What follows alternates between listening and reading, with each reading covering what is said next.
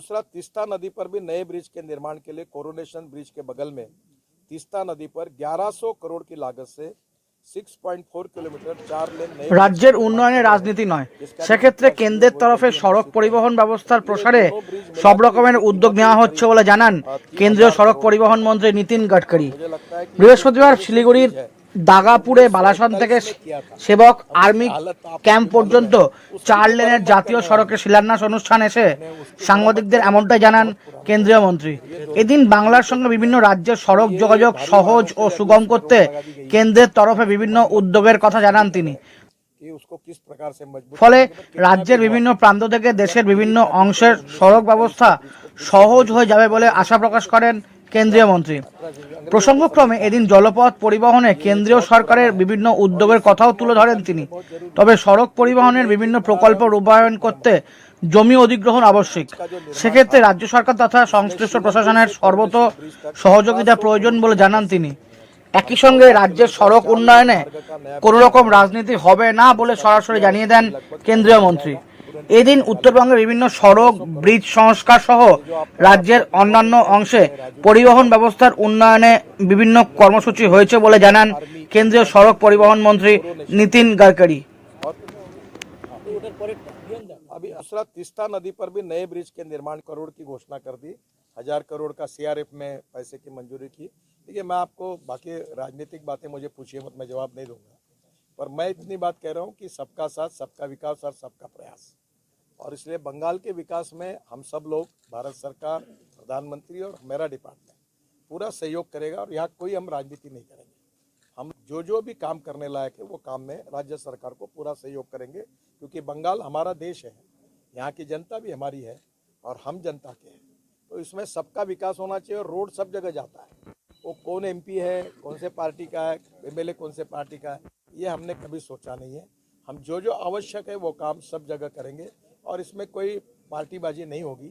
ये विकास के आधार पर ये काम होंगे, यही मैं आपको विश्वास देता हूं। लेकिन सर, का जो निर्माण था इसमें शिव मंदिर से कोरोनेशन ब्रिज तक 1800 करोड़ की लागत से हम 14 किलोमीटर 4 लेन मार्ग का नया ब्रिज बना रहे हैं और इसका डीपीआर अभी लगभग फाइनल हो जाएगा। तुरंत टेंडर निकालेंगे। 1800 करोड़, ये जो आपका बहुत इंपॉर्टेंट है, जिसके लिए राजू जी ने बहुत हमें पीछे पड़े थे, हमने उसको मंजूरी दी। सेवक आर्मी कैंटोनमेंट से कोरोनेशन ब्रिज तक। और हाँ, अभी दूसरा तीस्ता नदी पर भी नए ब्रिज के निर्माण के लिए कोरोनेशन ब्रिज के बगल में तीस्ता नदी पर 1100 करोड़ की लागत से 6.4 किलोमीटर 4 लेन नए ब्रिज का निर्माण कर रहे हैं, जिसका भी डीपीआर शुरू है, वो जल्दी हम रिसीव करेंगे। तो ये दोनों ब्रिज मिलाकर इनकी कीमत ही करीब 3000 करोड़ रुपए है। और मुझे लगता है कि ये जो कोरोनेशन ब्रिज है ये 1941 में किया था। अब उसकी हालत तो आपको भी मालूम है, उसकी भी मरम्मत करने वाले हैं, यानी उसकी मरम्मत करेंगे, पर वो बहुत पुराना हो गया है। ये दोनों हेरिटेज बन जाएगा। तो ये भारी वाहनों के लिए अभी उसमें रोक लगा दी गई है।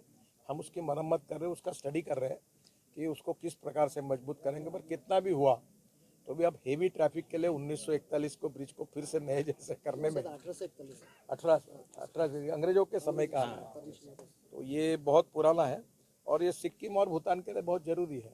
तो ये दो नए ब्रिज बना रहे हैं और उसको भी हम मरम्मत करेंगे। दिल्ली से हमने एक मेरठ एक्सप्रेस हाईवे बनाया, 4.5 घंटे लगते थे, अब वो 18 लेन का रोड बना है तो 40 मिनट लग रहे हैं। तो एकदम आप दिल्ली से देहरादून, अभी हवाई जहाज बंद हो जाएंगे क्योंकि वो 2 घंटे में हो जाएगा, हरिद्वार 2 घंटे में हो जाएगा, जयपुर 2 घंटे में हो जाएगा, चंडीगढ़। वैसे इसी हाईवे का उपयोग गोरखपुर सिलीगुड़ी, ये उत्तर प्रदेश और कलकत्ता, और उत्तर प्रदेश के गोरखपुर से आगे फिर वो दिल्ली के लिए कनेक्टिविटी है, पंजाब के लिए, हरियाणा के लिए। तो जो थ्रू ट्रैफिक है इसके कारण लॉजिस्टिक कॉस्ट कम होगी। अभी जैसे ये जो इस प्रकार से हो रहा है, ऐसे उत्तर प्रदेश में 40,000 पीसू इसके ऊपर ट्रैफिक है, एक्सीडेंट्स होते हैं, काफ़ी बड़े प्रमाण पर ट्रैफिक जाम होता है।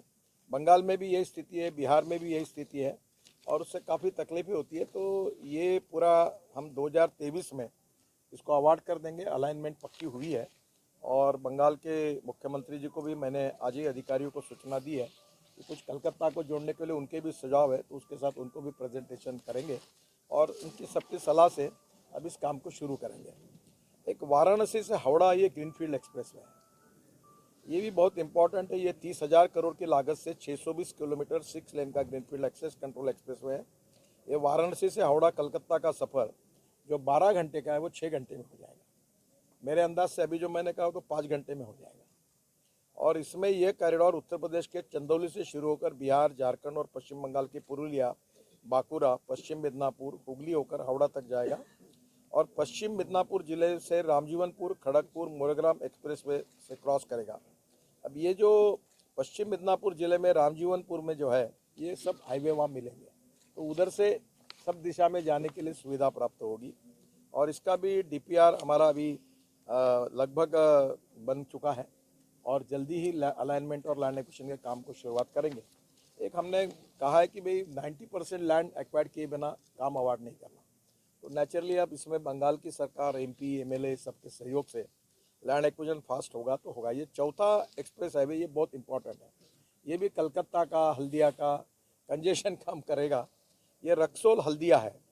जो जितना कार्गो आता है यहाँ, क्योंकि मैं शिपिंग मंत्री था, तो नेपाल का पूरा कार्गो जो आता है वो हल्दी आता है और यहाँ से जाने में बहुत है। तो मैंने एक उसमें योजना बनाई थी कि गंडक नदी पर ये जो गंगा जलमार्ग बनाया वाराणसी टू हल्दिया 1620 किलोमीटर का, इसमें गंडक नदी को जोड़ दिया और वो काम करके कल्पना ये थी कि रोड के बजाय हल्दिया का डायरेक्ट नेपाल का कार्गो डायरेक्ट गंडक শিলিগুড়ি থেকে নিজস্ব প্রতিনিধির রিপোর্ট, টিভি নিউজ 10। उससे कॉस्टिंग भी कम होगी।